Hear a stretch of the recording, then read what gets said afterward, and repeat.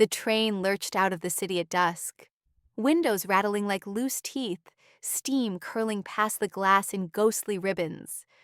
Mira clutched her suitcase on her lap, cardboard corners soft from years of travel. The only thing left after her grandmother's funeral. 22. Village dress faded to gray, boots patched with duct tape. She counted the last of her coins, enough for bread tomorrow, maybe. The first-class carriage stood empty except for one man in the corner seat, frail as paper, suit tailored but hanging loose on bones, sharp as coat hangers. Oxygen hissed soft from a portable tank at his feet. A silver cane leaned against the window like a sleeping sentry. Mira stood to offer her third-class ticket for inspection, but the conductor waved her through with a tired nod. She hesitated in the doorway, suitcase bumping her knee. The old man lifted his head, eyes the pale blue of winter sky, and studied her, the way rich men study menus. "Light as better here," he rasped, voice like dry leaves. "Sit before you fall." He patted the seat opposite, velvet worn to shine. Mira glanced at the flickering bulb above her old spot, then crossed the aisle. The train swayed. She sat, suitcase balanced on her knees, the scent of bergamot and old money filling the space between them. He introduced himself as Victor Langford. No title, no flourish. She offered Mira, no surname, no explanation. The train clicked over points, city lights smearing into country dark. Victor's fingers trembled as he opened a leather case, produced a thermos, poured tea into a porcelain cup thin as eggshell. Earl Grey. "My wife blend. She has been gone 50 years, but the leaves remember." He slid the cup across the fold-down table. Steam curled between them like a question. Mira wrapped cold hands around the warmth, sipped. Bergamot bloomed sharp and sweet. Conversation started slow weather, the way the hills rolled like sleeping cats, the train's whistle mournful at crossings. Victor spoke of the village Mira had just buried her grandmother in, named every oak along the riverbank, recited the bakery's cinnamon roll recipe like poetry. Mira listened, suitcase forgotten, the weight of grief lighter with each mile. When the tea was gone, he produced a tin of shortbread, buttery crumbs melting on her tongue. "My cook retired." "House is too quiet," he said, eyes on the dark window. "Visit tomorrow, tea at 4. Bring nothing but yourself." Mira laughed, the sound startling in the hush. "I don't even know where you live. Everyone knows Langford Manor." He tapped the cane against the floor. Once, decisive. Gate S open. Butler expects you. The train slowed, brakes squealing. Her stop. She stood, suitcase heavy again. Victor pressed a card into her palm-thick stock, embossed gold, address in curling script. 4:00, he repeated. The doors slid open. Cold night air rushed in. She stepped onto the platform, boots crunching gravel, card clenched in her fist. The village slept. Under frost, one street lamp flickering. Mira walked the familiar lane to the tiny cottage now empty, key cold under the mat. Inside smelled of wood smoke and absence. She lit the stove, boiled water for tea that wasn't Earl Grey, and set Victor's card beside her grandmother, SS photograph. The manor loomed in her mind, turrets sharp against the moon, gates she'd passed on childhood dares, whispers of madness and millions. She slept in her coat, suitcase by the door, card under her pillow. Morning brought weak sun and stronger curiosity. Mira bathed in the tin tub, dressed in her best blue wool, hem let down twice, boots polished with spit. She baked soda bread, wrapped it warm in a cloth, and walked the mile to the manor gates. Iron scrolled with vines stood open as promised, gravel drive crunching underfoot. The mansion rose 3 stories, windows curtained in velvet, chimneys breathing lazy smoke. A butler tall, stooped, suit black as midnight waited at the door, eyes kind behind wire spectacles. "Miss Mira, Master Langford is in the conservatory." She followed through halls of marble and mahogany, portraits staring down with Victor-esque eyes in younger faces. The conservatory glowed green palms brushing glass, a fountain trickling over stone, Victor in a wicker chair, oxygen hissing soft, a single white rose in a crystal vase beside him. He smiled, frail but fierce. You came. The roses knew you would. The conservatory smelled of damp earth and bergamot, sunlight fracturing through the glass roof onto Victor-esque white hair like scattered coins. Mira unwrapped the soda bread, steam curling between them, and set it on the wicker table beside the white rose. The butler Reginald, he said, voice soft as flannel, poured tea into cups delicate as eggshells, then vanished through a side door that clicked shut behind him. Victor broke the bread with trembling fingers, butter melting into the crumb. Your grandmother's recipe, he murmured, eyes closing at the first bite. She fed me this the night my wife died, said grief needs salt and warmth. Mira's throat tightened. She sipped tea, bergamot sharp on her tongue, and studied the room ferns taller than her. A parrot cage empty and gilded, photographs in silver frames showing Victor young and straight-backed beside a woman with Mira's own dark eyes. He noticed her gaze, tapped one frame. Eliza. Married her in 52, lost her in 72. The house stopped breathing after. His cane rested against the chair, dolphin handle gleaming. Oxygen hissed steady, a mechanical heartbeat. He insisted on a tour. Mira offered her arm. He took it light as a bird, weight shifting with each step. They moved through halls frozen in time. Clocks stopped at 3:17. Dust covers over furniture shaped like ghosts. A library with ladders tall as trees. Books smelled of leather and regret. One shelf held only photograph albums, pages thick with weddings, christenings, a child's first steps. Victor paused at a nursery door, paint chipped, mobile of paper cranes still spinning slow. Our daughter, he said, gone at 7, fever, the manor's been a tomb ever since.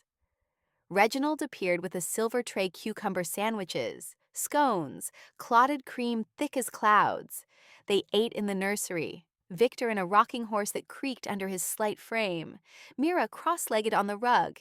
He told stories between bites how he built the village school with railroad profits, how the mayor's grandfather tried to steal the land, how Eliza planted the rose garden the year Mira was born. White roses for purity, he said, plucking a petal, letting it fall. She knew you to come. Afternoons slid golden. Victor tired, eyes heavy, but refused the wheelchair Reginald wheeled in. Walk me to the study, he ordered. The room smelled of pipe smoke and ink desk buried under papers, a safe cracked open, stacks of letters tied with ribbon. He lifted a small box, cedar worn smooth, and pressed it into Mira's hands. Open when I'm gone, not before. Inside lay a key, brass, heavy, engraved with a tiny rose. He closed her fingers over it. Promise. Mira nodded, throat thick. Reginald reappeared, tea tray replaced by a blanket. Victor's head drooped. The oxygen hissed louder. Stay the night, he rasped. Guest room overlooks the roses. Reginald will drive you home at dawn. She started to protest her cottage, the village, the suitcase, but his eyes held hers.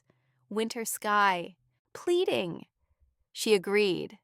The guest room was vast, bed draped in velvet, fireplace crackling though no match had been struck. Reginald left a tray soup thick with barley, bread still warm, a single white rose in a bud vase. Mira ate by the fire, key heavy in her pocket, box on the nightstand. She bathed in a clawfoot tub, water scented with lavender, and slipped between sheets that smelled of sun and Eliza's roses. Moonlight striped the floor. The manor settled around her pipes ticking, clocks refusing time, roses breathing beyond the window. At midnight, footsteps creaked in the hall. Mira sat up, heart loud. The door opened slow. Reginald entered with a candle, face lined with worry. Master Victor asks for you. She followed barefoot. nightgown trailing through corridors lit by sconces that flickered like memories. The study door stood ajar, fire low. Victor in his chair, oxygen mask fogged with breath. He lifted it, voice a thread. The roses need pruning tomorrow. You'll do it. Stay longer. The house remembers you. His hand found hers, cold but steady. Promise. She promised again. He smiled, eyes closing, and slept upright in the chair, firelight painting his face young. Mira sat on the rug until dawn, key warm in her palm, roses whispering beyond the glass. The manor held its breath around them, secrets rooted deep in soil that had waited 70 years for her return. Dawn crept through the guest room curtains in pale gold ribbons, waking Mira to the scent of roses and wood smoke. The key lay warm in her palm. The cedar box waited on the nightstand, unopened. She dressed in the blue wool, boots soft on the runner, and followed the smell of coffee downstairs. Reginald met her in the foyer, tray-balanced porridge thick with cream, toast soldiers, a single white rose dewed fresh. "Master Victor is in the conservatory," he said, voice gentle. "He insisted you breakfast with him." Victor sat in the wicker chair, oxygen hissing soft, suit pressed-through buttons strained over frailty. Sunlight caught the medals pinned to his lapel. Railroad tycoon, village benefactor, forgotten hero. He smiled when Mira entered, eyes bright despite the shadows beneath. Pruning shears in the shed. Roses first, then tea. She ate quick, porridge warming her clear to the toes, and followed him to the garden. The rose beds stretched wide, white blooms heavy, thorns long as needles, soil black and rich. Victor sat on a stone bench, cane across his knees, directing with a trembling hand. Cut above the 5-leaf, deadhead the brown. Mira worked until her arms ached, petals falling like snow, basket filling fast. Victor watched, telling stories between breaths, how Eliza planted the first bush the day their daughter was born, how the village children stole blooms for May crowns, how the mayoress grandfather tried to pave the beds for a parking lot. "I bought the land back with railroad stock," he said, voice rasping. "Signed it over to the Roses. They own more than the mayor now." She laughed, dirt under her nails, sweat beading her brow. When the basket overflowed, he pressed a small purse into her hand, heavy with coins, more than she'd earn in a month. "For your trouble. Stay another night." Days blurred into routine. Mira rose with the sun, pruned roses, cooked village recipes in the cavernous kitchen. Potato soup, thick with leeks, soda bread crusty and warm, apple crumble from the orchard-esque windfalls. Victor ate at the conservatory table, appetite small, but eyes hungry for the taste of memory. She read to him from the library, Dickens, Austen, the railroad journals bound in red leather. His voice joined hers on the familiar lines, steady despite the oxygen. Afternoons brought walks when strength allowed slow circuits of the garden, his arm light on hers, stories flowing like the fountain. "Eliza danced here the night we married, barefoot, roses in her hair. Evenings belonged to the study." Victor unlocked drawers with keys from a ring that jingled like bells, produced treasures one by one. Pearl earrings Eliza wore to the Governor A. ball, a child-esque silver rattle engraved with a forgotten name, stock certificates yellowed but valid. He pressed them into Mira's hands, eyes fierce. "Yours now. Keep them safe." She stored them in the cedar box, key on a ribbon around her neck, weight settling warm against her heart. Reginald brought cocoa at dusk, thick and sweet, and left them by the fire. Victor's stories grew longer. Lawsuits won, bridges built, the night the village flooded, and he carried the schoolteacher's baby to safety on his back.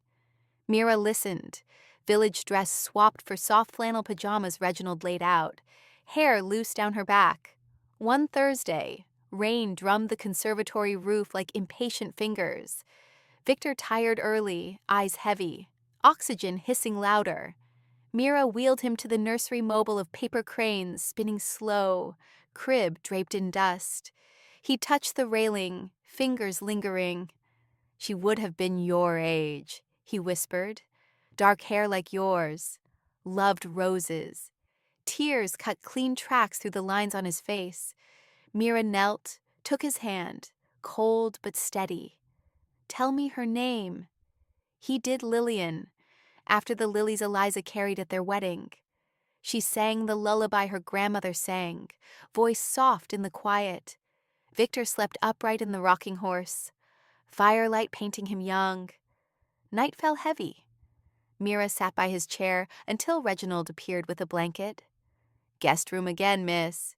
He'll want you at dawn." She nodded, key warm against her skin, roses breathing beyond the window. The manor settled around them, pipes ticking, clocks refusing time, secrets rooted deeper with each shared story. She locked the cedar box, added a new treasure, a lock of Lillian-esque baby hair, fine as silk, and slept with the key under her pillow. 9 white roses now crowding the nightstand like silent witnesses to a bond forged in grief and bergamot. Rain turned to sleet overnight, tapping the conservatory glass like frozen tears. Mira woke before dawn to the manor as silence too complete, the oxygen-esque hiss absent. She threw on the flannel pajamas, key ribbon tangled in her hair, and ran barefoot down the corridor. The nursery door stood ajar, rocking horse still. Victor slumped in the wicker chair, face gray as ash. Reginald knelt beside him, fingers on the old man's neck, eyes wet but steady. "He is breathing," the butler whispered. "Barely. Study, now." Mira followed, heart loud in the quiet. The study fire burned low, embers glowing like eyes. Victor lay on the chaise, oxygen mask fogged, suit swapped for a dressing gown soft with age.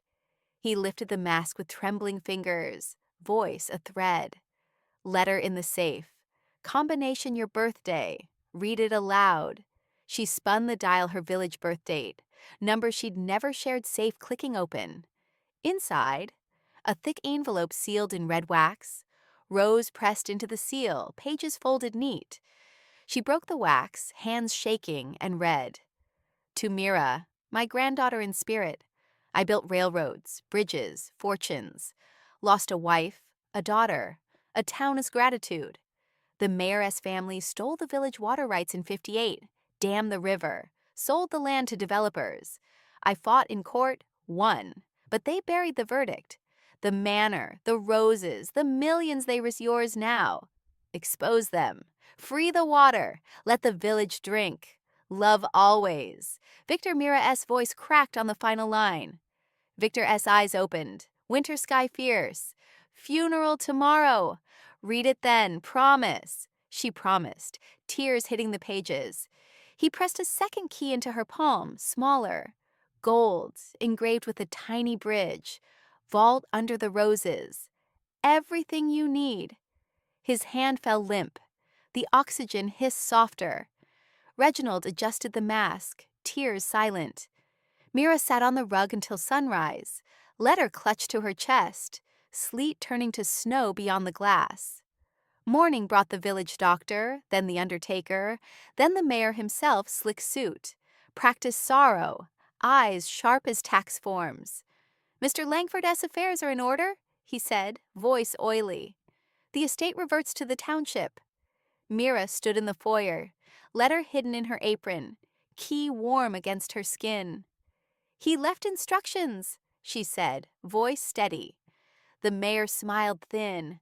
"We'll see." The manor filled with villagers' casseroles, condolences, whispers of millions and madness. Mira greeted them in the blue wool, roses pinned in her hair, Reginald at her side like a sentinel. She served tea in the conservatory, read from Victor's favorite Austen until voices hushed. The mayor hovered, eyes on the safe, fingers twitching.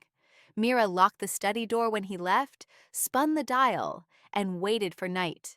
Snow fell thick by dusk, blanketing the rose garden in white. Mira slipped out with a lantern, boots crunching, key biting her palm. The vault hid beneath the central bedstone slab engraved with a rose, hinges rusted but true. She lifted it, lantern light spilling over ledgers, deeds, stock certificates thick as bricks. A second envelope lay on top, same wax, same rose. Inside, court documents stamped 1958, water rights restored to the village, signatures buried under decades of bribes. A map showed the dam, the river, the land now paved with parking lots and condos. Victor S. handwriting scrawled across the margin. They stole the water. Give it back. She carried the Vault S contents to the study, spread them on the desk under candlelight. Reginald brought cocoa, eyes red but proud. He waited for you, he said. Knew you'd come. Mira worked until midnight copying deeds, photographing pages with Victor S. old camera, sealing envelopes for the newspaper, the sheriff, the county clerk. The mayor's car idled outside once, headlights cutting the snow, then retreated. Dawn broke clear and cold. The funeral filled the village church pews packed, roses everywhere, Victor in an open casket draped in white blooms. Mira stood at the pulpit, blue dress bright against the dark wood, letter in one hand, vault key in the other. The mayor sat front row, smile fixed. She read Victor S. words aloud, every line, every betrayal, every promise. Gasps rippled. The mayor stood, face purple. Lies, forgeries. Mira opened the vault box, held up the deeds, the court stamp gleaming. Signed by Judge Harlan, witnessed by the sheriff's grandfather, buried by your grandfather. The sheriff young, honest took the papers, scanned them, handcuffs glinting. The mayor lunged. Reginald caught his arm, grip iron. Villagers rose, voices loud, water bills tripled, wells dry, children bathing in buckets. The church doors opened, snow swirled in. Mira raised the key high. The water flows free today. The crowd followed her to the manor, boots crunching, roses trailing. She led them to the garden, lifted the vault slab, revealed the proof under lantern light. The newspaper photographer snapped photos. The sheriff radioed deputies.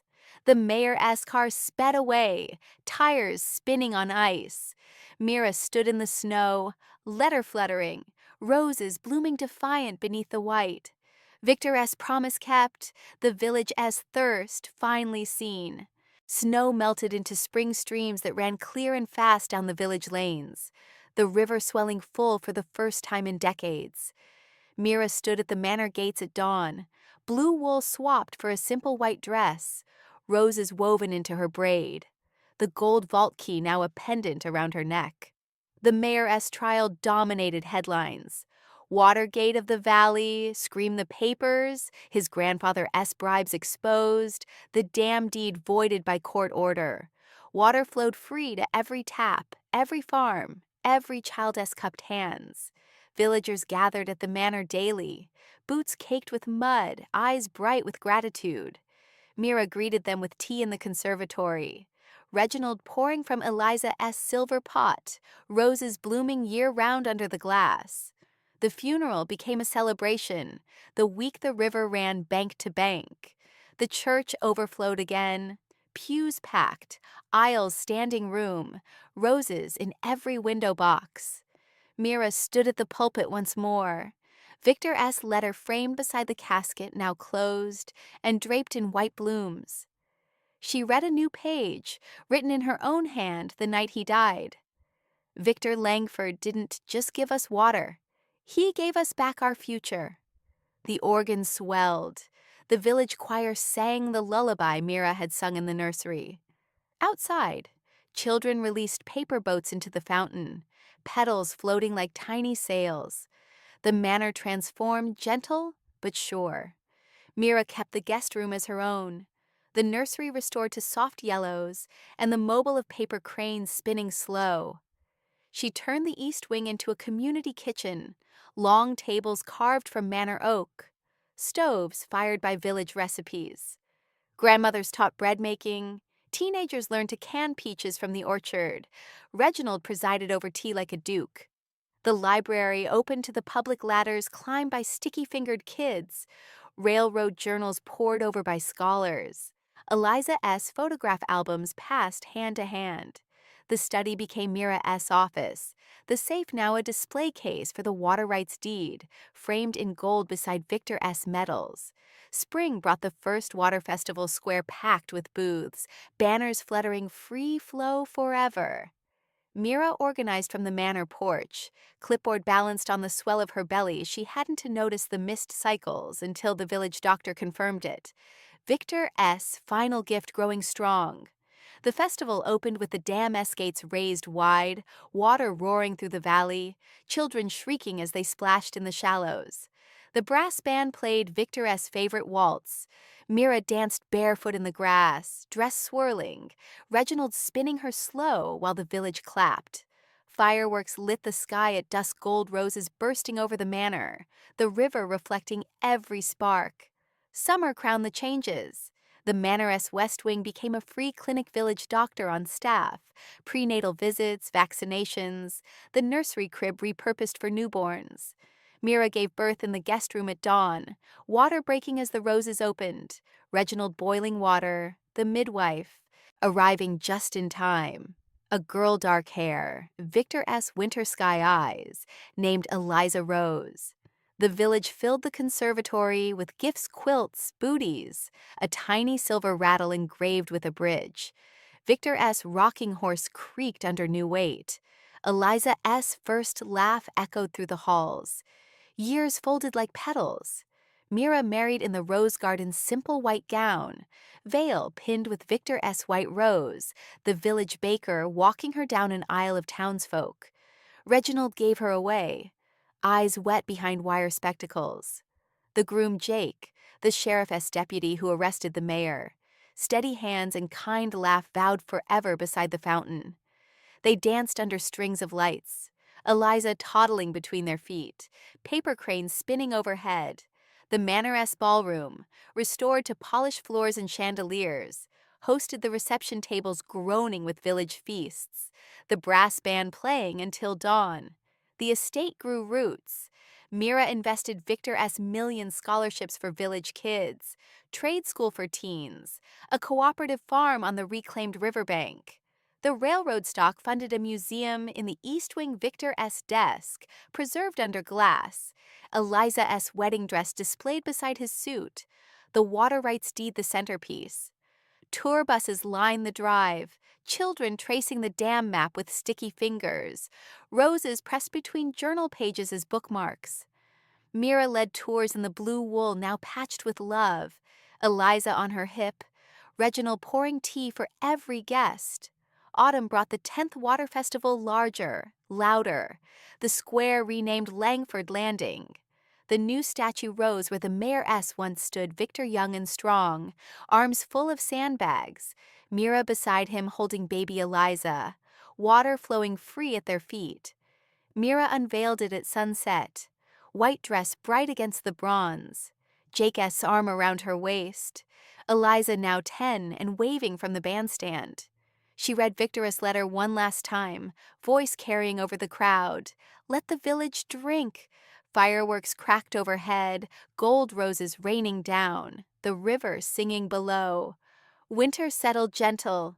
The manor glowed with holiday lights, roses forced to bloom in the conservatory, the kitchen feeding hundreds at Christmas. Mira's children, 3 now, stairs creaking under small feet, learned to prune roses, to read railroad journals, to sing the lullaby in the nursery. Jake taught them to fish in the river. Reginald taught manners over cocoa. The guest room stayed ready, door always open for runaways, for teens aging out of foster care, for anyone the water had washed clean. On the 20th anniversary of the train ride, Mira stood on the manor porch at dawn, white dress swapped for flannel pajamas. Eliza Rose now a doctor pouring tea beside her. The village stretched below rooftops bright, river sparkling, children releasing paper boats into the fountain. The brass band played the waltz. Jake spun their youngest in the garden, roses blooming defiant under frost. Mira raised the gold key, now polished, bright, and pressed it into Eliza's hand.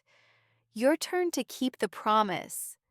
The manor breathed around them, pipes ticking. Clocks finally set to the correct time, roses filling every vase with white and gold. The village drank deep, the river ran free, and the secret that began with a 22-year-old girl and a 91-year-old millionaire became the heartbeat of a town that never forgot again.